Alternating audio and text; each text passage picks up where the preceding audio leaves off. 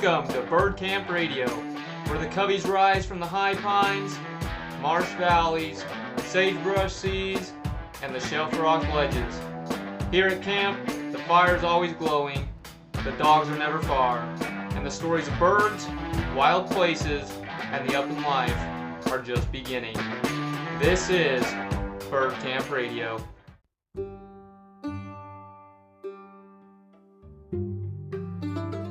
Welcome back, everyone, to the Bird Camp Radio podcast. This is your host, Kellen Golightly, and welcome back to the 17th episode now. We're excited to be with our guest today, Dominic Bachman in Oregon.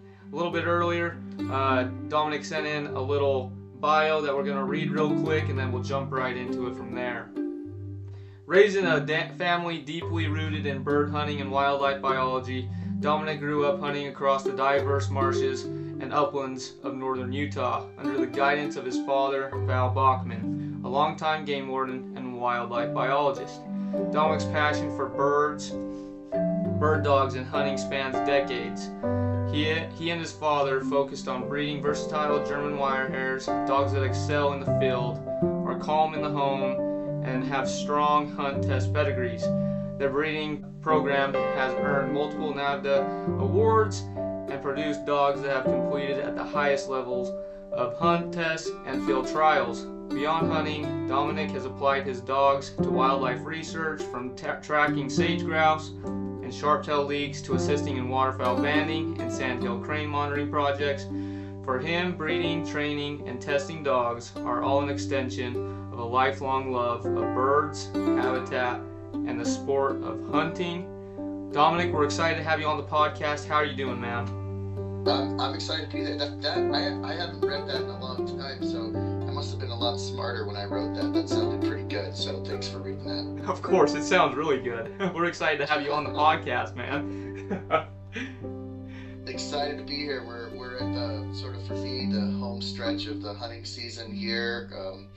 Martin Luther King Day, and went out goose hunting this morning, but I've only got another week of duck season here in Oregon where I live, and only a couple more weeks of chukar season, and then we just got the late goose until March 10th, and so it feels like we're in the home stretch. It'll be hot in the summertime, and I'll be sad and missing being in the field before I know it.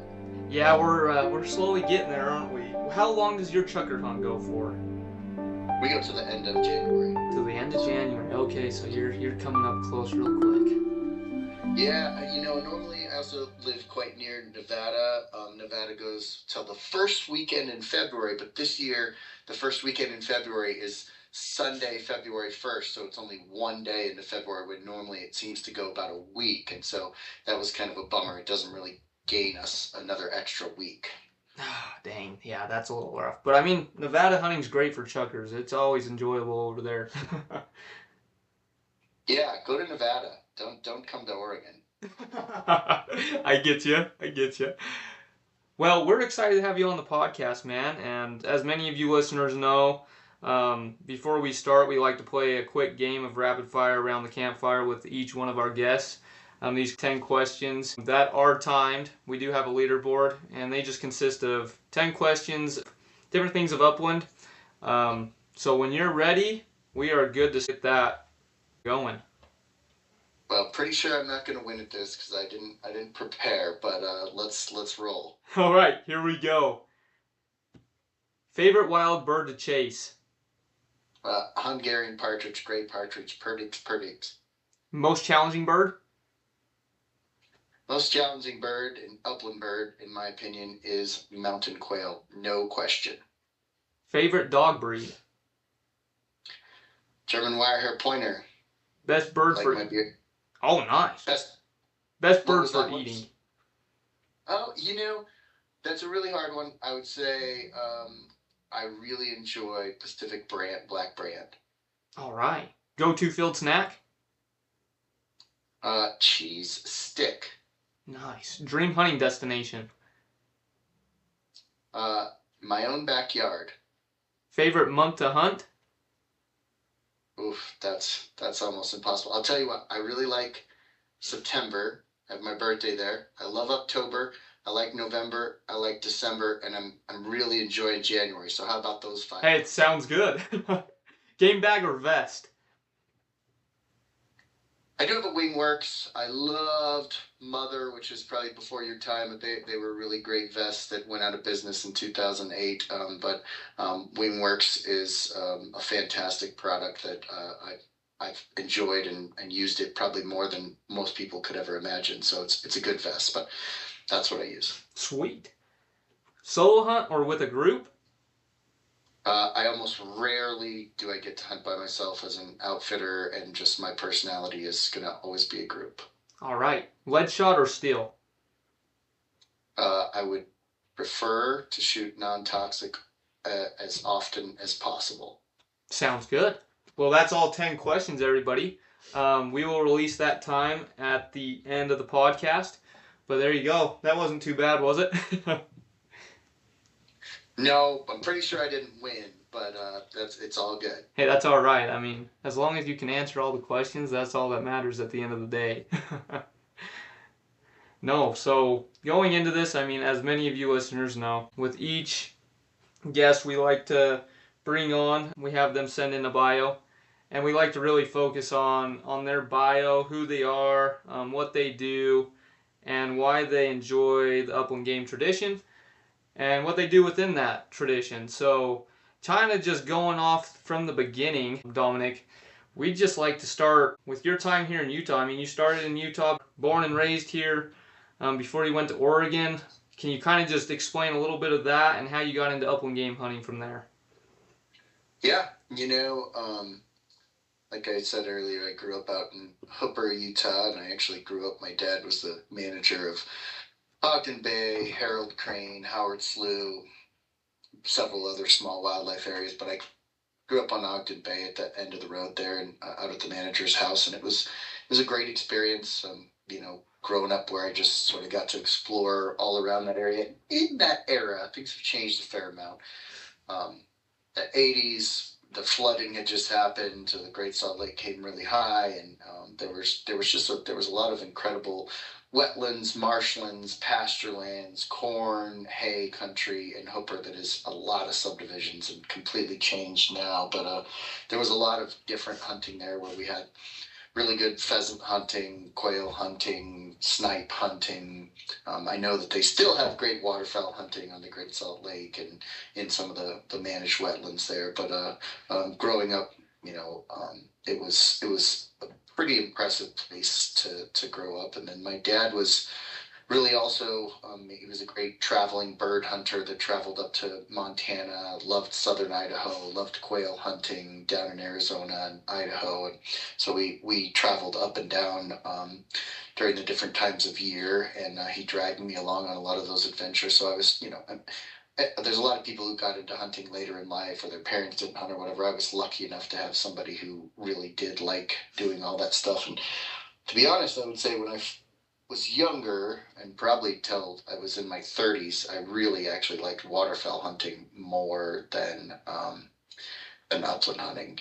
And now as I've gotten older, I think it's really a physical thing. Like, I was getting fat sitting around in the duck blind, and I decided I needed to get out and do some more hiking. And so that's honestly been a big part of the focus, and sort of a change in the dogs that Dad and I started breeding to what I'm breeding now is more big running, smaller bodied chucker dog, German Wirehaired Pointers, as opposed to some more Drothar looking waterfowl type pheasant dogs that I sort of grew up hunting with. So that's been some of the change. I loved Utah. I mean, when I grew up in there was a good era.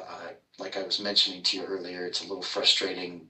Thousands and thousands of people that have moved in since I was there. When I drive back through, all of my favorite places are completely changed, much more urban. But enjoyed that history. Still do have some traditional Utah coffins, and do coffin hunting over silhouettes here in Oregon, and still have that history of that waterfowling history, and still enjoy going to Montana and southern Idaho and down to Arizona as often as I can to sort of have those experiences. My dad's no longer hunting, And so I don't get to hunt with him anymore. He's no longer part of our dog breeding program or anything. But yeah, I have a lot of great memories of Utah, of chasing birds around. So that's kind of been my Utah experience. I ended up going to Utah State, which I really loved it up there, and Cache Valley, hunting ducks on Manaway and hunting cutler and pheasants and waterfowl there, and sneaking across the border to get a beer. And Utah State, when I was going there in the late 90s, early 2000s, Logan hadn't quite exploded yet, and so it was a pretty neat place to go to school, with some great fishing and hunting up there. And I know that's kind of changed a lot. And I ended up going and studying waterfowl, actually the Aleutian cackling goose, for my master's at Humboldt State in northwestern California. Got into hunting brant and using a waterfowl skull boat there for almost a decade, working at the Humboldt Bay National Wildlife Refuge as a biologist, and worked all across the country, up in Alaska doing waterfowl biology on eiders, and worked for Delta Waterfowl in North Dakota, and California waterfowl studying wood ducks, and sort of bounced all around just doing different waterfowl projects. And eventually made it to northeastern California to another refuge, Modoc National Wildlife Refuge, working on sandhill cranes and waterfowl wetland habitat. Love that place. I have a lot of memories of California. A lot of people talk a lot of trash on California, but I'll give California one big kudos as a bird hunter, is that if you wanted to big game hunt, you could do it there. You could shoot a pig, you could shoot an A-zone buck, a B-zone buck, and not miss one day of bird season, because their big game seasons are so early. Wow. So I certainly miss that part, because, here in Oregon, all the best big game hunting is always overlaps with bird hunting, so I hardly do it at all. Yeah, I ended up being there for 8 years in northeastern California. Loved it. Great spot. Beautiful. Reminded me of home, that high desert, Great Basin countryside, and eventually made it up to Washington as a biologist for the Natural Resource Conservation Service, and worked up there, worked in the entire state from the coast to the Palouse Prairie to the forest. And that state, I've been to all 50 states. Washington is the most beautiful state, in my opinion, just absolutely gorgeous state. Got so much diversity for the lower 48, but I didn't find that the upland bird hunting is nearly as good as lots of other states. And so I just made a decision that I was going to find a way to get to a place where I wanted to be. And I chose to kind of bounce back and forth, looking at small towns between eastern Oregon and western Idaho, and just waited until I could find a job, and ended up in southeast Oregon, where I've been here since 2019 now, working several different jobs. I started as working for the National Wild Turkey Federation, and then ended up with a wonderful organization called the High Desert Partnership, working on wetland issues. And then now I'm working with the Malheur National Wildlife Refuge as a federal biologist. So that's kind of my biological background. Throughout all that time, I've been very involved in German Wirehaired Pointers and breeding wire hairs and hunting with wire hairs, and really enjoyed that breed. I'm involved in NAVHDA. I'm a senior NAVHDA judge and do all sorts of field trials and other things, but I really focus in, like, what really matters to me is the hunting side of things. I do like all the other dog breeds, and I love watching sheepdogs, I love watching hounds, I love watching coursing dogs. Dogs that are doing what they're supposed to be doing, what they're bred to do, is one of the coolest things in my life. So I've tried really hard to get to go and see that, and certainly with a giant pile of wire hairs that I own, I watch them do all kinds of the things that those dogs were bred to do. So happy to be here in Southeast Oregon. There's a lot of great places to live, but this is one of the good ones. And I'm a long ways. I'm about 3 hours from Bend, Oregon, and 3 hours from Boise, Idaho. And there's pretty good hunting in all 3 of those hours in both those directions that sort of keep people a little bit away from me. Hey, that's not a bad thing at all. Honestly, that's a good setup for you there. Yeah, Uh, I have to go a long ways to get very expensive groceries, but I think there's such a bonus in not having to drive a couple hours to go and do the things that I like to do. no, I completely agree. I mean, that's a really good setup, and I mean, we've had a few people from Oregon on the podcast, and man, we've visited Oregon once, and I fell in love with Oregon as soon as as of right now, I think it's what I've visited state wise, it's my favorite, just because of the diversity within the state. I mean, from the beaches to having pine trees, like it's just crazy to me. Um, but as well, like the diversity in the ecosystems. I mean, your bird situation. We had a guy on who was a guide on Hell's Canyon, and he spoke a little bit about that. And wow, like the amount of birds and the varieties of birds that you guys have over there is just absolutely amazing to me. Um, Yeah, I'd say, I mean, within a couple of miles of where I live, we have ringneck pheasants, Hungarian partridge, California quail, sage grouse. Not too terribly far to dusky grouse, rough grouse country. Certainly within 50 miles of my house, and some really good waterfowl hunting. Big time Canada Keys area. Lots of, this year we had, the desert's funny. When there's water, there's lots of waterfowl. When there's not water, there's not. But I always jokingly say we have the very best public land pheasant hunting in the state of Oregon, which the bar is extremely low because it's not really that good here. But there's just not that much public land pheasant hunting in the state of Oregon. So we do have that, which is nice.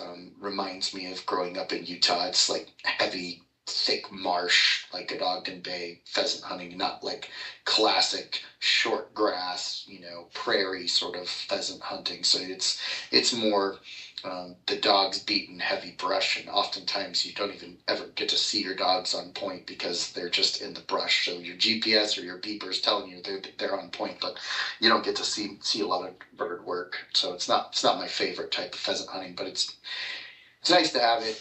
I think we have some pretty world-class quail hunting. It's just almost exclusively on private land here. There's a few public land places, but it's a private land deal that you can't just show up and do. And everyone jokes here when they come through the different towns in Eastern Oregon because we have like the fattest, hugest coveys of these urban quail that live a very different life than the wildland quail. wow. We have mountain quail not too far from me. I don't really focus on them. I think they're really, except for a handful of situations, they're really difficult bird to have successful dog work on. It's possible, but a lot of times they just go to this steep thicket, blackberry patch stuff it's just not my favorite. I do some guiding, upland game guiding. I've been doing that for 5 or 6 years now, and I never really thought that I was going to become a guide, but at one point, all of a sudden you have all these dogs and dog trucks and having puppies every year and doing all this hunting and all this experience that all of a sudden it's like, well, I guess to rationalize all this ridiculous amount of money I blow on things, and I try to actually teach some people some stuff, and basically I mostly just take friends and clients and have a lot of fun. It doesn't even feel like work. I've never felt like guiding felt like work to me. I pick my own clients. If I get some red flags, I don't take them out. And I mostly just take people who are friends from all over the country, and we just go hunting. And honestly, the guys who do guided hunting, a lot of upland hunters probably make fun of that, and certainly are kind of seemingly hard on guides. But a lot of the guys that I take out, they just want to see their dog do good dog work and get on a few birds, and they don't want to spend 5 days figuring out where the birds are at, and they're not going to come back and steal my spots. They're happy to come from Texas, Oklahoma, Alabama, wherever, and get on some birds without putting a bunch of effort into it, which I know that's sort of the mantra, especially as pheasant habitat across the West, especially Idaho, Utah, Oregon, has just been absolutely crushed in the last couple of decades. It's forced a lot of people into chukar hunting and some of the other bird hunting opportunities with quail in the South, that there isn't pheasants like there used to be. And people are really big on, oh, you got to go out there and put your own boot leather on the ground, and that's like the way to do it. You got to walk 10 miles. Well, you don't have to. I'll tell you that. You don't have to. There are other options out there to get your dog on some birds. No, I completely agree with that. And I've definitely seen that, especially here in Utah. I mean, the amount of chukar hunters we have around here, holy cow. It dominates over here. And I mean, especially like what you're talking about when it comes to, especially northern Utah, with how many people have moved in. We've lost a lot of pheasant habitat. Hunting wild pheasants right now, I mean, it's difficult. Most of the things that we're hunting nowadays with pheasants are mostly farm raised, it seems like. A lot of pen raised birds, released birds.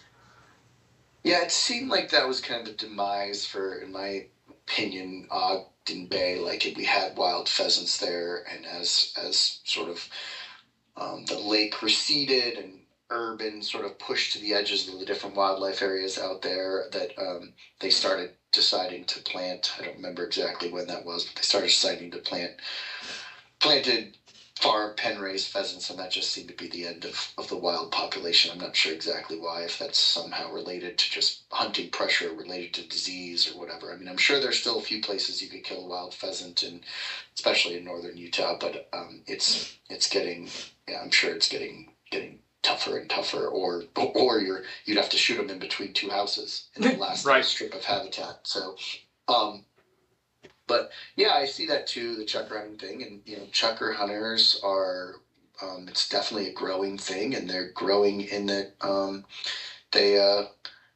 it's a public land situation, and chukars do well in quote unquote poor habitat, where fire ecology and habitat, they can seem to handle pretty heavy grazing. They're handling invasive species. They're handling increased fire regimes, and that's a good thing for bird hunters, because it gives us something to do, because a lot of these quail and pheasants and some of these other bird species certainly are native prairie grouse and things do not handle change very well.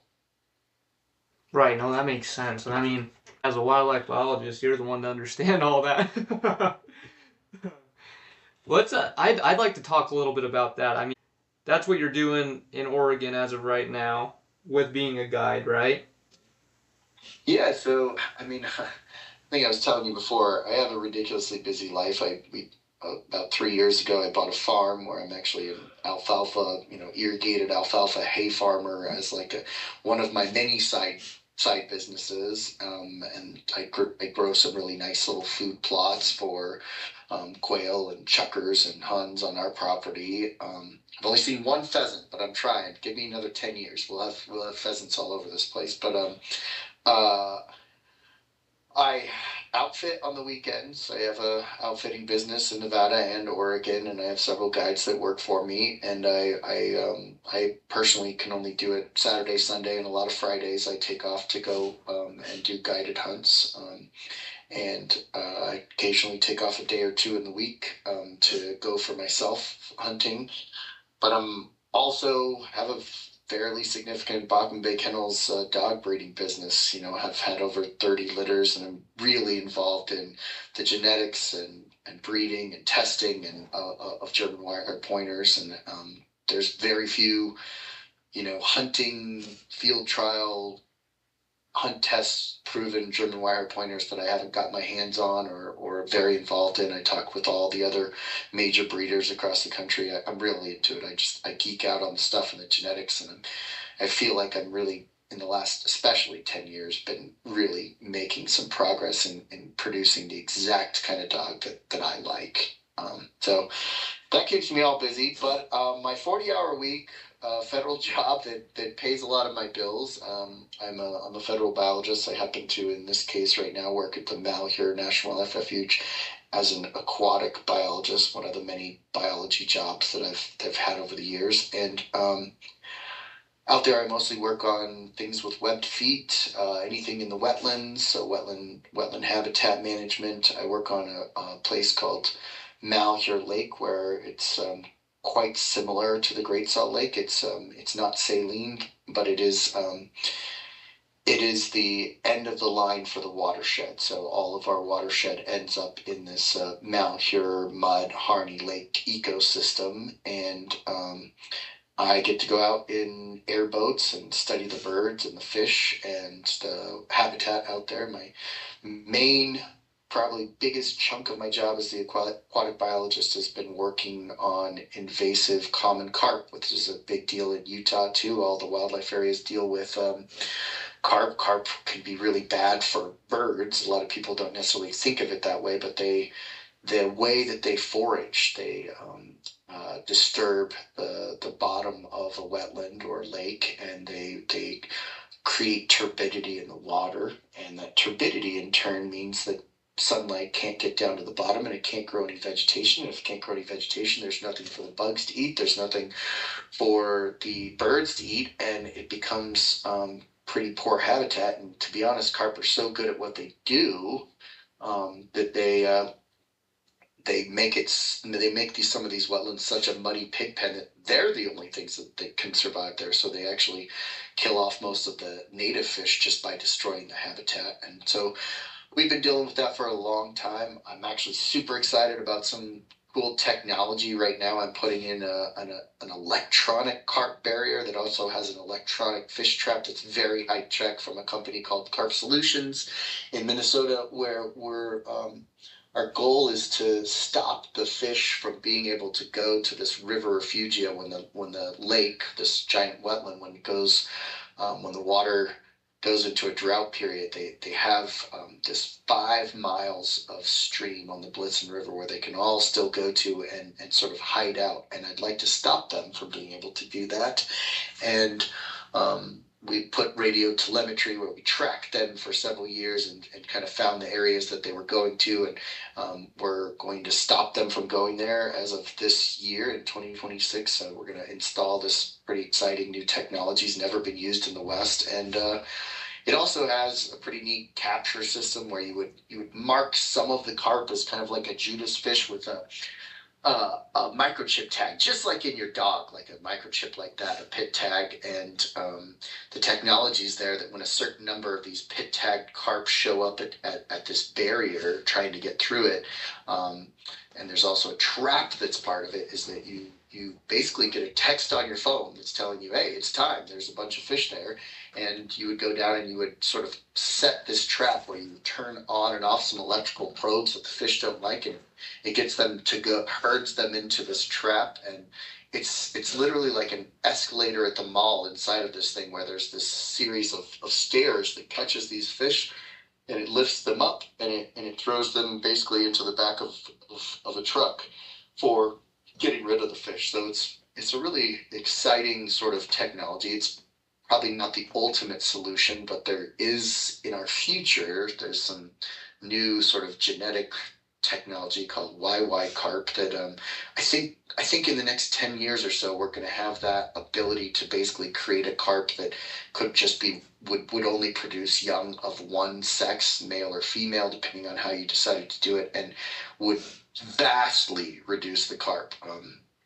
For example, in a drought, in 2022 here, we had hundreds of thousands of 12-pound carp die, and then I also removed by hand with me and my crews 40 tons of carp from this section of the river that I'm not going to allow the carp to go into anymore. So, and the long story there is that ideally we're going to recreate some great habitat for some birds.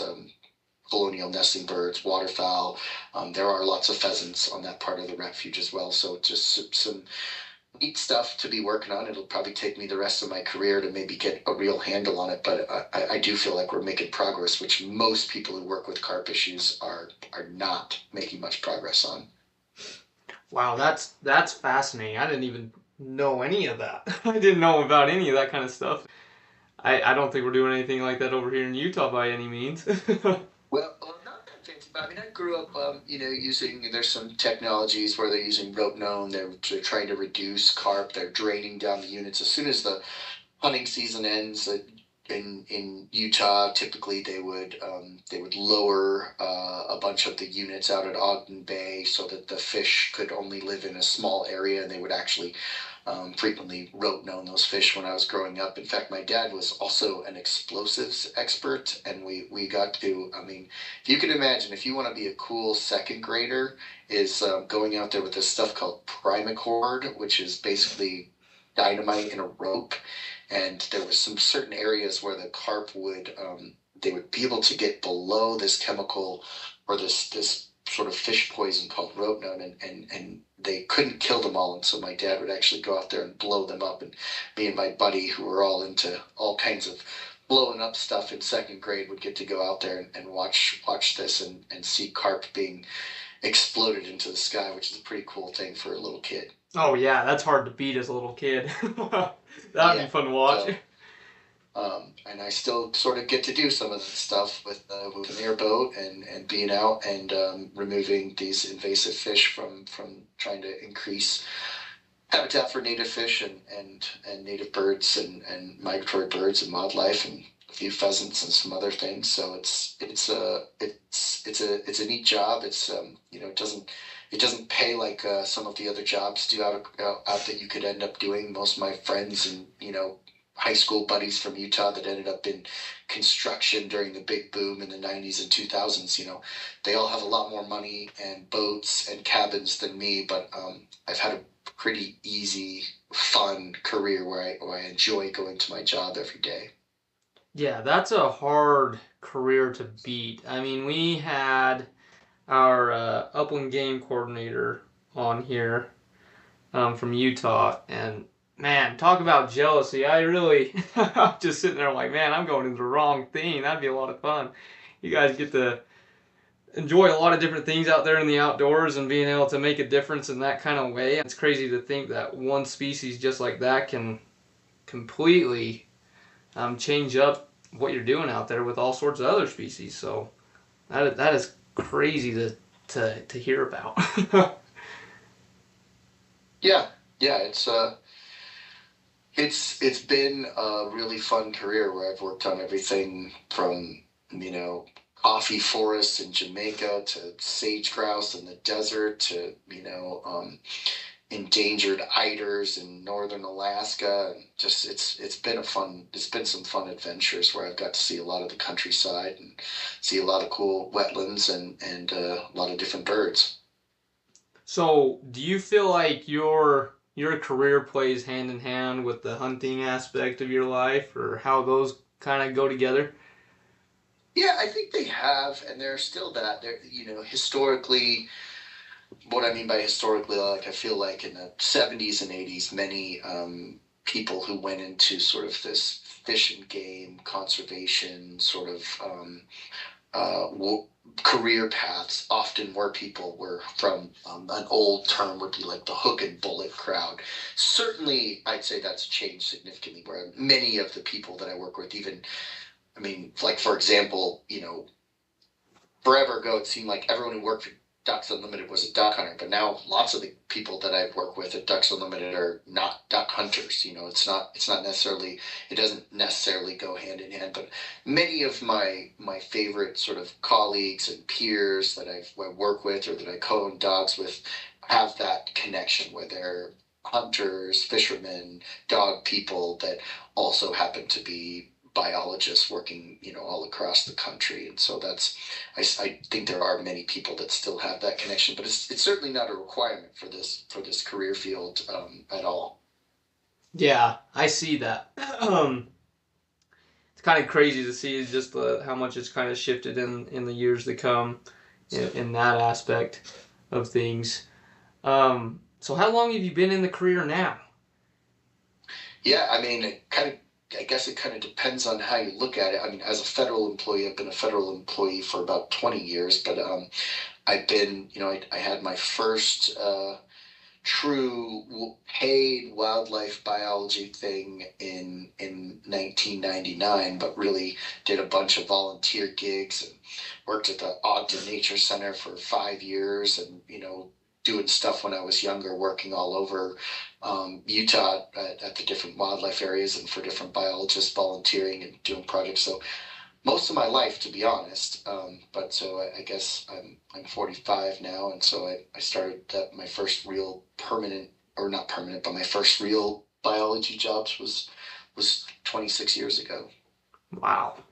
That's quite the life right there. I mean, between the biology job and then being able to be an outfitter and guide and then dog breed, I mean, you got yourself a handful, and then your farm. I mean, that's quite the life right there. Yeah, it's a lot. It's probably too much. I come from my mother's side of the family was a bunch of dairy farmers out in Utah, the Giannetti family, and it's all subdivisions now. But growing up out there on the dairy, Italian dairy farmers are just, they're really hard workers, and I have that same thing. The joke of Utah, or the saying of Utah, I should say, of the busy bee, workers. I have that. It just built into me. I don't have a good way to sit down and relax. It's not something that I'm good at. Hey, that's not a bad thing at all. I mean, keeping yourself busy in the things that you love, that's hard to beat. Yeah. It's just this was a really kind of I would say a unique year. I've got a couple stories for you. I don't know how long we were wanting to go with this, but I've got recent stories, and then just wanted to tell you a little bit about. I just went through a thing that was brutal when we bought this farm. We knew that there was perhaps, typical farm type dog stuff going on, where there was likely to be some potential with lots of coyotes around for parvo to be on the property.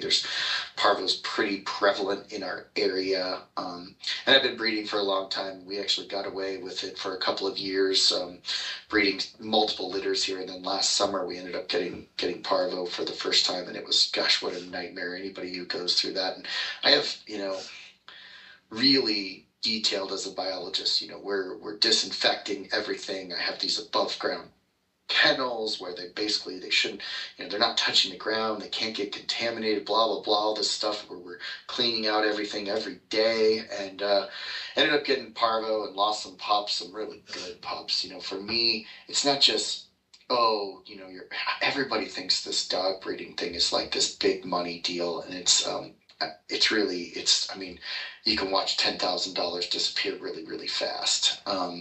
And especially if you have something like this happen, or one of your best dogs gets sick, or blah, blah, blah. We do all the health testing, hunt testing, all the stuff. So we put so much money into dogs that sometimes we never even end up breeding. But it was painful to deal with that, and it was a rough summer. Like we just had a rough time with 2 different litters. Ended up getting it. I probably actually won't even breed a litter at my house this next year, because parvo it's this teeny tiny little virus that can stick around for a year or many years. And I've already done a whole bunch of things, removing all the dirt and soil from those areas where I had it, but it's a nightmare. And, when you're an outfitter, I have different people, I am a dog guy and a dog trainer. I mean, there's people coming and going with dogs every single week here. So, things, and there's so many coyotes on this property, but it was pretty brutal to lose a couple dogs, dying in your hands, and not much you could do about it. And there's some really cool technology, this monoclonal antibody thing that can help dogs survive parvo. That's basically a new technology, and it's hard to get in the county that I live in, but we got some of it the first round, and then got more of it. And it's one of those things where, just like everything in life, you have to go through it to truly appreciate when you've heard. I always thought other people that had parvo were just dirty kennels. They weren't cleaning up. They weren't doing anything right. And honestly, it's gone around. Many of the other wire kennels across the country, they're them or their sub-breeders have had it in the last couple of years. And I think there's actually a strain that's perhaps more virulent than in the past. I'm not really sure how it's happening, but it seems like several of us are getting it that have been breeding for 30, 40 years that have never had it before. So that was a pretty rough deal. this summer, but just kind of take that and learn from it and sort of move on. Wow, yeah, that is tough. I kind of got an idea of how much it actually takes to get into it. My in-laws breed Dobermans, and dog breeding's not easy, man. I mean, there's a lot that goes into that kind of stuff, and especially at your level, it takes a lot of work and effort to get what you want. Yeah, for sure, for sure. And I mean, I'm the first one to admit that you have to have some misses, where you pair these two dogs together that you just think this is going to be the ultimate breeding. And when it comes down to it, we do lots of different ways to get feedback, with our pups running in field trials and hunt tests and things like that. But sometimes the pairing, the genes these just didn't go together quite the way you wanted, and the pups just don't turn out, or the one that you kept that you were hoping to, or one or two that you kept that you were hoping would like move forward, just they didn't make the breeding team, and you just have to kind of go, yeah, that didn't work out the way you dreamed, and that's part of the dog thing. The dog breeding for me, I've always been really interested in the science aspect of it, and I'm a super nerded out on pedigrees and history of different dogs and some of the genetic issues that come with those pedigrees and this and that, and some things that have been snuck into wire hairs over the years, and many other breeds that have changed them a little bit. And so it's fun, it's really enjoyable for me, like sort of nerding out on that stuff, and then it's just really fun to actually do it and see how it works out. And I feel really, really proud that the last few years, I just feel like some of the litters we put together have produced exactly what I like, which is much bigger running, high-tailed, just really athletic looking, smaller sized, body sized dogs that are I'm very happy with how they function. I try to be an adaptable human being. I mean, I'd say over the last 25 years, I don't know if climate change is the right word or not, but I mean, it feels like things are a lot hotter than they used to be. I mean, when I was growing up in Utah, every Thanksgiving was -10. Always. The Ogden Bay was freezing solid. Now it feels like mid-November, I'm out there in a t-shirt. Things have really changed, and I've kind of tried to adapt my dogs to how do we hunt as Americans, and what is the temperature, and what is it actually like, what we're doing. And so been real happy with it. No, that's amazing. So I got a story for you. This just happened a couple days ago. Yes.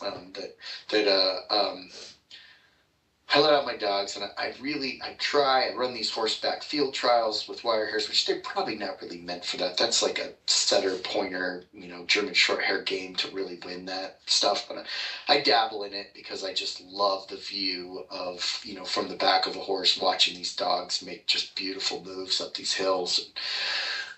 But I really try this system of my puppies really I do not give them a lot of guidance on what they're supposed to do their first year. So, I mean, I know you've probably heard of this kind of thing, but I let them go. If they want to run a mile ahead of me, that's fine. I don't care. But it does get a little tricky when you live somewhere where there are chuckers and quail everywhere, and they can just go off into, if you go straight,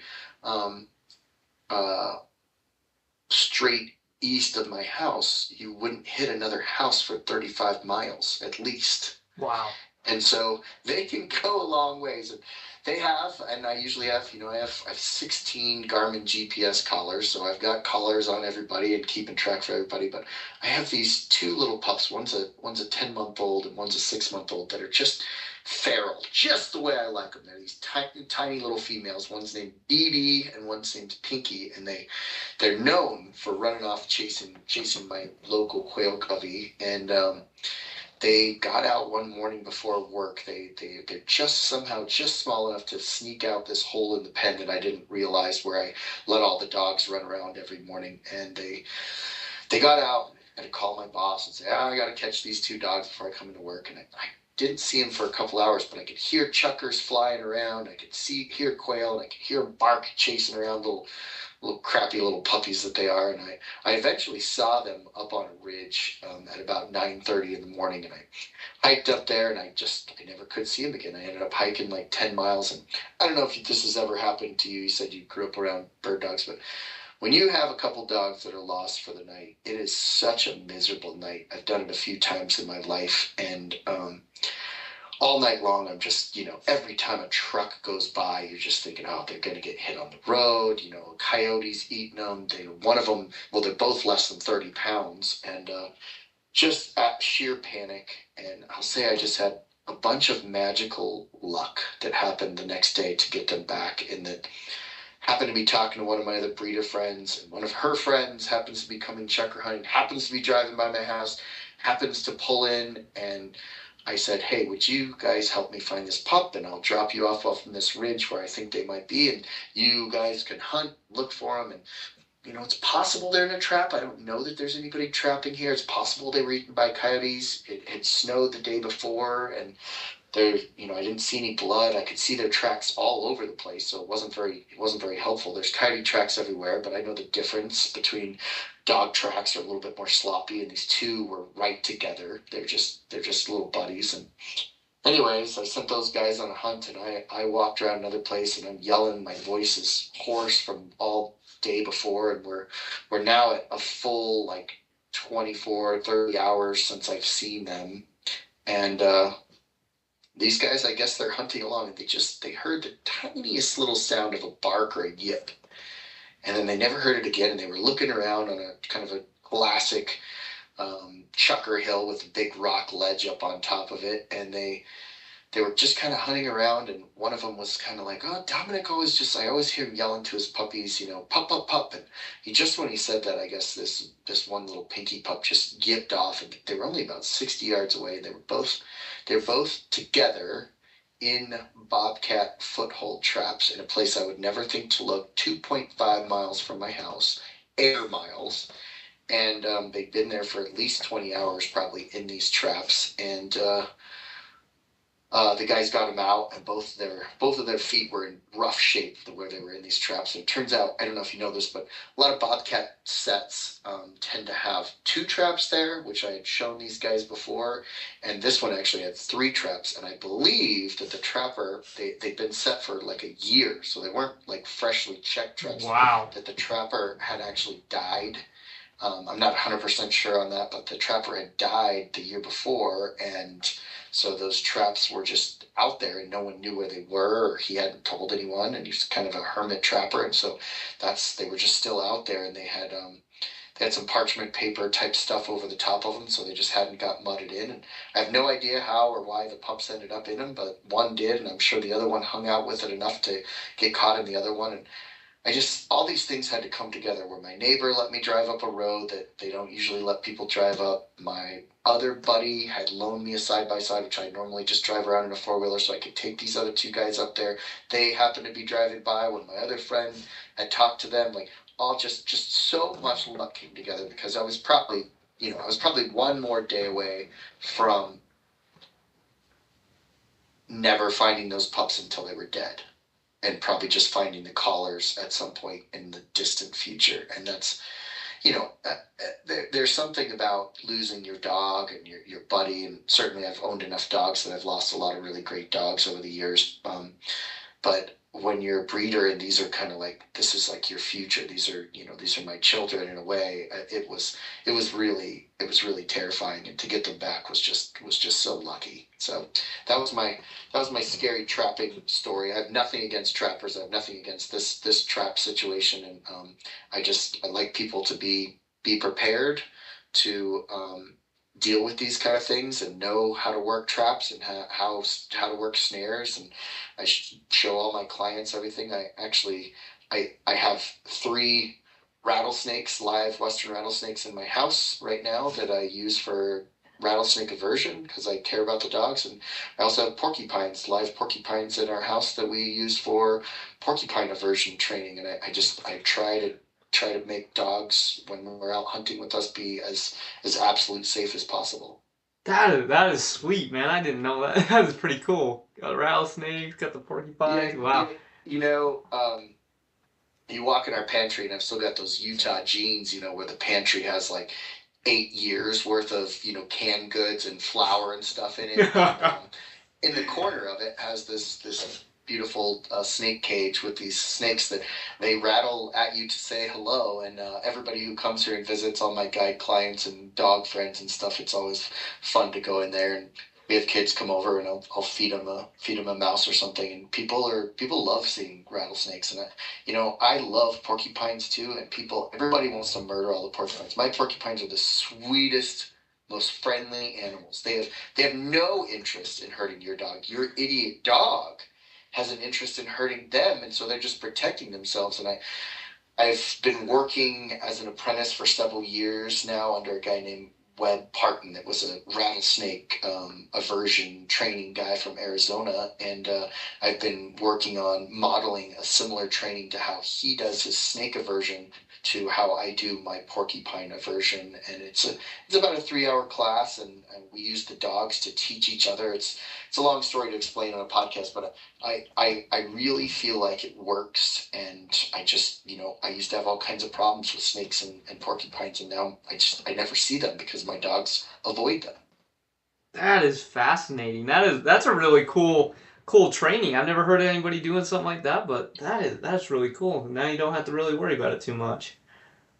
Yeah, I mean, there's always a chance of getting bitten by a rattlesnake, and we have a lot of rattlesnakes in this area, and that's one negative to living in checker country, is that basically, as soon as it warms up enough in May or June all the way through early October, there are rattlesnakes, and they are prevalent. I would say not nearly as aggressive as like a diamondback rattlesnake or prairie rattler. Our rattlesnakes here are pretty docile comparatively, but that doesn't mean they couldn't bite a dog. And porcupines, their things are just, if you could just Google this, like, check out some porcupine videos. They're the sweetest animals. I mean, we go out there and feed them corn on the cob, and most people have never like really seen one up close, maybe in a zoo or something, but I just sit down in the pen with them and feed them, and they crawl all over me, and people are like, oh, don't they spike you? It's like, no, they're not going to spike me unless I piss them off. And usually if you piss them off, they just turn around to protect themselves. And then what happens, it's kind of a cool thing, I have some videos of it, was where a dog will kind of put their nose down in, and they don't like throw their quills out, but what they do is they arch their back, and then they kick their tail up, so it really hits them right in the face. And a lot of dogs react to that because, it's just like you. If I came up and slapped you, you might try to hit me back, like you don't know what's going on.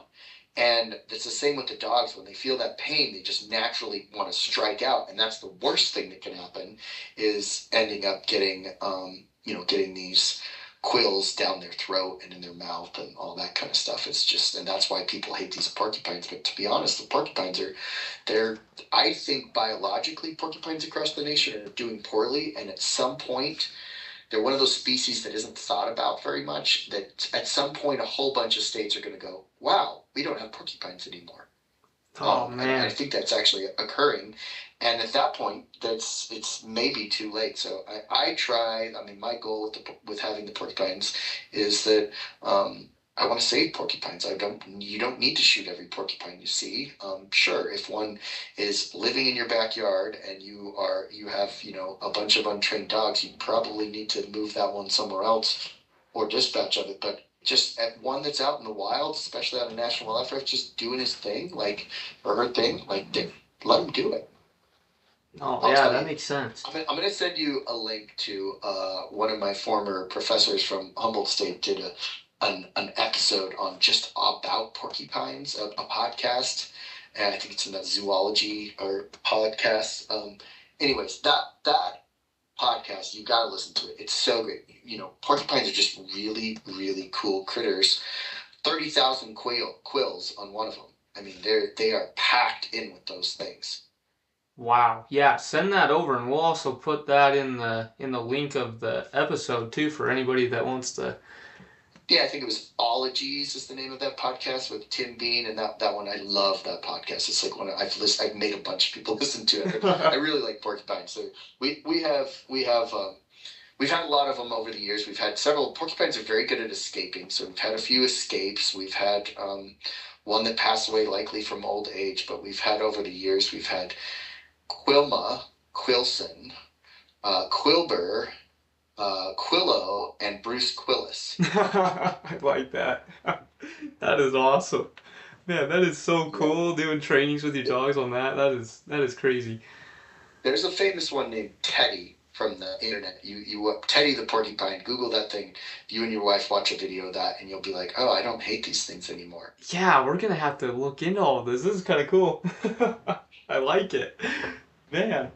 So where can we find like where can people find you, like your trainings, your breeding, and like your whole guide services? Just like everything in my life, I sort of sham together a website, BachmanBayKennels.com. But I have within there our Bachman Bay Outdoors is my overarching LLC business, and so we have our guiding and outfitting and porcupine. My porcupine aversion company is called Quill Shield, and we're trying to protect dogs and porcupines in kind of a funny way to think about things. I do the rattlesnake thing. To be honest, I don't know that I'm a snake person, but I also don't like my dogs to be bit by snakes.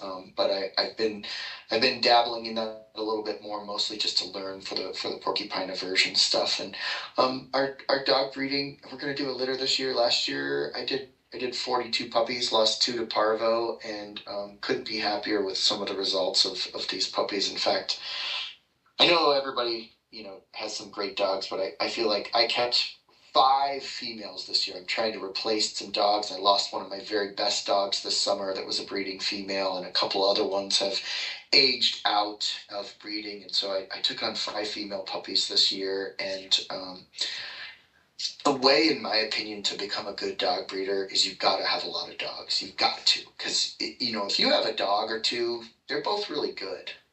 But if you have 10, you know who number 9 and 10 are. It makes such a big difference in what you know. And it also makes it so when I'm making a cut, when I have 10 dogs and 8 or 9 of them are really good, like one thing, like it's vocal, it barks a lot, I get rid of it. Like I just, I want these dogs to all be, really nice, perfect, all the things that I'm looking for.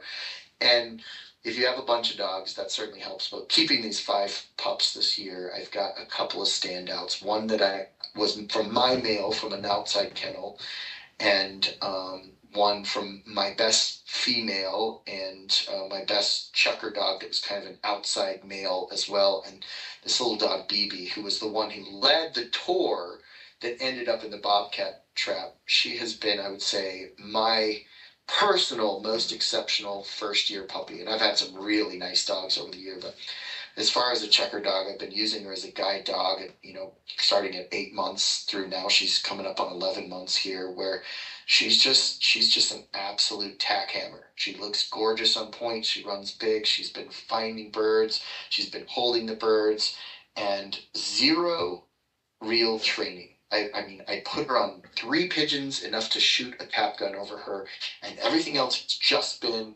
100% just hunting with the dog.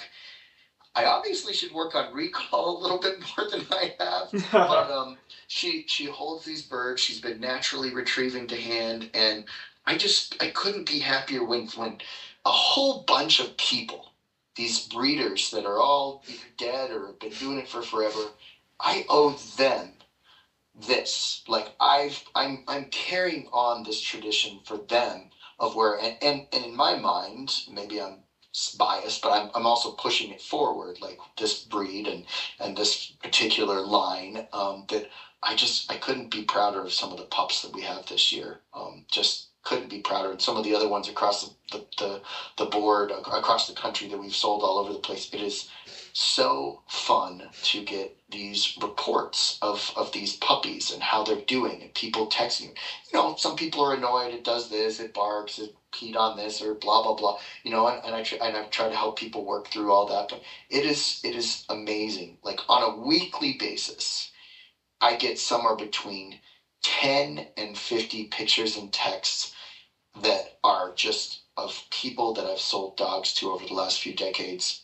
excited about some sort of hunting thing. So it's just it fills your heart with this kind of thing, and it's something that's a real passion of mine, is doing some of this dog breeding and producing nice dogs, and blah blah blah. So anyways, it's been a fun experience and very fulfilling, even with losing 10 grand in a day and losing one of my best little male pups that I was so excited about this year. So it's just, there's some real highs and lows to some of the dog breeding stuff. And it's also, the outfitting thing this year, I couldn't be happier with how that's gone. I think today was actually one of my toughest hunts, but I've only had one day that I didn't feel like guiding that people weren't just absolutely ecstatic with their experience. And there's just not that many jobs where you can get paid to do something that people are thrilled to be with you and be doing it, so they're very fulfilling things, in my opinion. No, this is great. We love to hear something like that, and amazing perspective on everything that you do. I mean, this is great information, and I'm glad that we're able to get this out, and hopefully some people can reach out and give you some love on what you're doing out there. This has been a fun podcast, and we really appreciate the time that you've come on. But we always like to ask one question before we close, and it is, do you have any advice for upcoming hunters or uplanders that are in the game as of right now in general? Any advice that you would give them? Yeah, I think that's a really good question, and that's something, kind of near and dear to me. I'd say, taking lots and lots of kids out in the last few weeks, and I would say, well, certainly thousands of new hunters over my life. Starting as soon as I turned 18, I was taking other kids out and getting people into it. I guess the nice thing about upland hunting is you can start pretty small. It's waterfowl hunting, you got to have all this rubbish. But upland hunting, you don't need a fancy vest. You don't need a fancy dog. Certainly technology now with internet scouting and Onyx and all these things, you have a lot of advantages that other people didn't have. So you can find out a lot of information without actually having to like necessarily fully boots on the ground. So there's lots of valuable data. I'm a biology nerd, so I'm always, when I go to a new state, I'm looking at, what is the county bird hunting average over the last 20 years, and trying to, delve through that data. The things that I like to do when I'm sort of getting into like a new type of bird hunting or something is, the first things I do is I call a warden, I call a biologist, I call around, and sometimes the right person to talk to about some certain kind of hunting isn't necessarily like calling the upland game biologist in, Utah. It might be, just a fisheries guy that happens to love hunting birds, or it could be a warden that just works in that area that doesn't even hunt himself upland birds, but knows a lot about it. But finding these people to chat with can be really helpful. And I honestly have found, it's weird, and maybe it's part of our culture now where people they're just so paranoid about their spots and talking to people. I have found that, you pull over on the side of the road when there's a truck coming down the other way, just start a conversation, whether it's a rancher or a farmer or another hunter, or, a kid on the side of the road cutting firewood, whatever it is. I've just been blown away how much information and sharing that I've gotten just by chatting with people, where they just like, oh yeah, you're hunting sage grouse, or we're hunting elk, blah blah, but we just saw a whole bunch of sage grouse. Here, I'll show you right on my phone exactly where that spot is. Whereas a lot of my hunter friends, they just want to I'm not going to talk to those guys. They're probably hunting sage grouse, and just drive on by them. So be friendly and talk to people. Don't be, I'm trying to not be cliche, but I see it all the time. In fact, I'm really, really ready to get rid of social media, period. But these people that are like, hey, I'm going to Nevada, like, any tips? I'm not looking for your secret spots. Like, don't be that guy. Just don't. There are way different opportunities to go about getting help with that. So, and maybe it is the first time somebody comes hunting chuckers across the nation, they hire a chucker hunting guide. And I don't think there's shame in it. I mean, people seem against it in some cases, but you can learn a lot. When I take people hunting, it is my absolute goal to teach them everything about why am I walking on this slope, north slope versus south slope? What am I looking for? What is the habitat? What is the grazing level? What species of grass is this? You know, what kind of rocks and nest here? You know, how flat is this? How much does this mountain connect to another mountain? You know, when was the last time this burned? All this data that I try to teach people, all of them. I mean, when I take you hunting, I'm trying to teach you all of the things that I know about this so that you don't have to come back to my hill and hunt that spot. There's a million spots. You just need to figure out what variables matter to your bird and to what you're after. So I get really frustrated with the gatekeeping. Yeah, you shouldn't say on the internet, you shouldn't be like expecting me to just send you some sweet pins of where to go shoot a sage grouse or a mountain quail to, knock it off your list. But I do think that asking legitimate questions and learning from others is definitely a great way to go. And you don't have to have fancy equipment. I shoot a Mossberg 500 that's at least 40 years old. It's the only little 20 gauge that looks like it fell down the mountain and should have been thrown away about 20 years ago. You don't need a fancy gun. You don't need a fancy caliber. You don't need to have a fancy vest that costs $400. You could get by with an old backpack. I mean, that's how we all started out. So I think there's great opportunity right now with public land, quail, chuckers. Waterfowl hunting is actually really good right now. There's some great bird hunting opportunities. It's a great time to get into it. No, I love that. And this is why I asked this question to everybody, because everybody always has this great advice that I couldn't say myself. And I mean, it's true. Get out there. You can go as fancy as you want, but as simple as you want when it comes to upland game and still be successful. And like you said, reach out to these people. I mean, put a little bit of work into it. It's good to get to know people, build the community, and you get to meet people, make memories, and that's the thing, build friendships. Go put a little depth into it, just like you said, going on Facebook and just asking for some tips or just ask for areas. I mean, it's a big deal. But that's great, man. This has been a lot of fun being able to have you on the podcast, and as I always say, I really appreciate everybody's time and their willingness to come onto the podcast and share their story. So thank you again. Yeah, well, I'm happy you're doing it and sharing it, and I'm glad you're getting into it and learning. And cool history with being from Utah. Good to think about some of those great times, and I appreciate you having me on. That's right, man. Thank you. Thank you again, everyone, for listening to the 17th episode of the Bird Camp Radio podcast.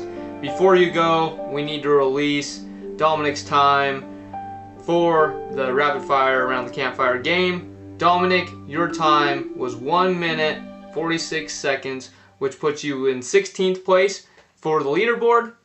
Once again, everybody, thank you for listening, and we'll catch you next week. You've been listening to Bird Camp Radio, where the high pines, marsh valleys, sagebrush seas, and shelf rock ledges always call us back. Until next time, keep your dogs close, your shot true, and your campfire stories ready to share. We'll see you back at camp. Don't miss out on the next episode, where we'll host our next guest on the podcast. You don't want to miss this one. Thank you.